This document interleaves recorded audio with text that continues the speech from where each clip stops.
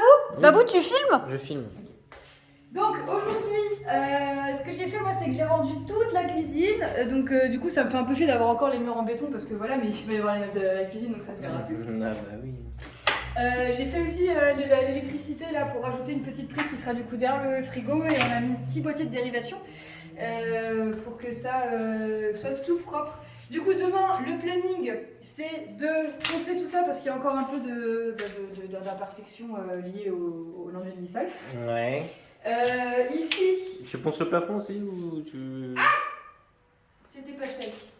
Ici, alors le plafond, je pense que je vais poncer un chouïa, ce qui avait été fait à l'époque comme des Saint-Gouin et des barbares.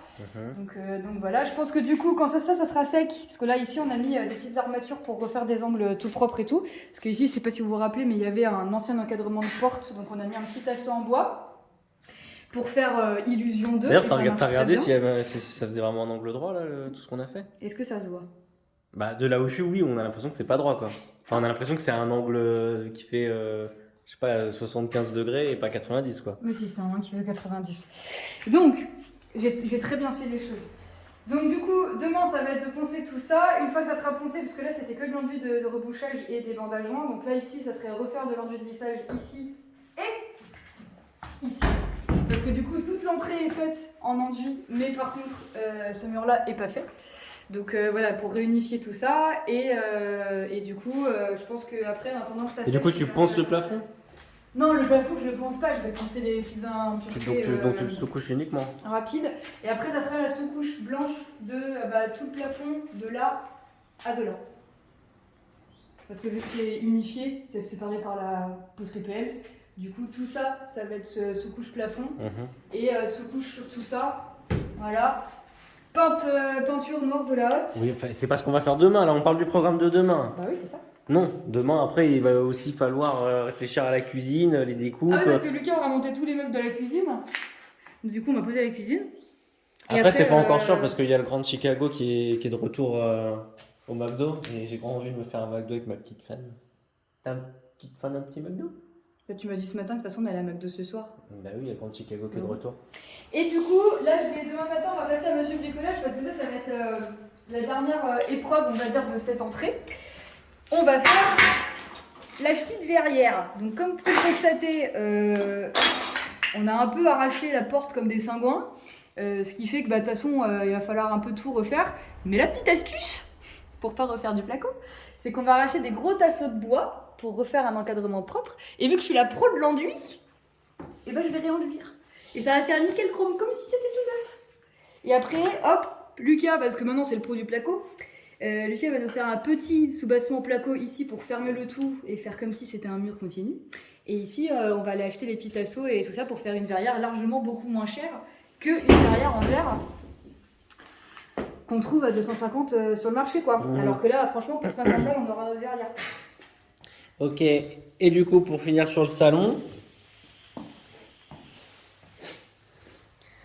j'ai mis mes 3 gros montants de placo. Ça n'a pas été une mince affaire parce qu'il a fallu préparer les arrivées électriques ici. Donc en hauteur parce qu'il va y avoir un meuble suspendu. Donc arrivée électrique, les câbles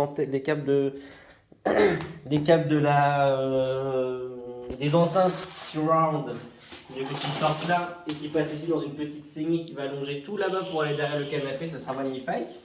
Les petites appliques murales ici qu'on a bien fait passer. Et qui sont à la même taille, comme ça on mettra des petits trucs un peu style Indus, trop sympa quoi. Bah si, ça a l'air. Du coup, il restera que ce montant-là à mettre demain, avec l'interrogation des enceintes Atmos, où il y a déjà des câbles qui sont tirés, mais je vais essayer d'acheter des adaptateurs. Alors pour Tom et Laurent, je pense qu'ils sont un peu comme Lucas niveau audio, on est d'accord que là, il veut mettre des adaptateurs pour des câbles de base stéréo classique quoi. Et du coup, moi, je suis pour quand même, à la base, refaire une tranchée pour passer les bons câbles parce que je suis sûre que Lucas va me faire quand on va regarder Titanic à fond dans la maison, Babou, et que tu vas me faire oh là là, au plafond, on n'a pas l'impression vraiment qu'on coule avec le Titanic parce que ça grésille. Le problème de ces câbles-là, c'est qu'effectivement, c'est des câbles d'un très faible diamètre et donc, du coup, oui, peut-être qu'ils sont pas capables de cracher beaucoup, mais les enceintes Atmos ne crachent pas énormément. J'ai des super câbles pour toutes les autres enceintes. Et tu vas laisser les Maintenant, petites oui. Atmos que t'as déjà en plus? Non, j'ai pas assez de prise sur mon ampli. Et je vais les conserver si un jour je change d'ampli. Donc oui, donc je vais essayer avec un adaptateur.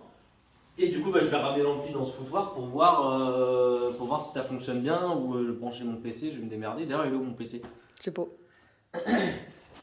Et on verra. Si jamais ça marche pas, bah oui, on va faire du bordel, mais on va faire une saignée à la scie machin, à la scie à placo là, pour essayer d'aller jusque là-bas et revenir pour qu'il y ait 2 enceintes Atmos et je tire des beaux Ouais. câbles en cuivre. Et ce qui est relativement chiant parce que ce plafond est juste magnifique parce que c'est un des rares. C'était une à la base des rares pièces qui étaient limite sans travaux à faire parce qu'ils avaient repeint les murs en blanc, le plafond est hyper propre et du coup bah voilà, je vais quand même devoir faire ce putain de plafond à la fin mais. Non mais voilà, si on peut éviter.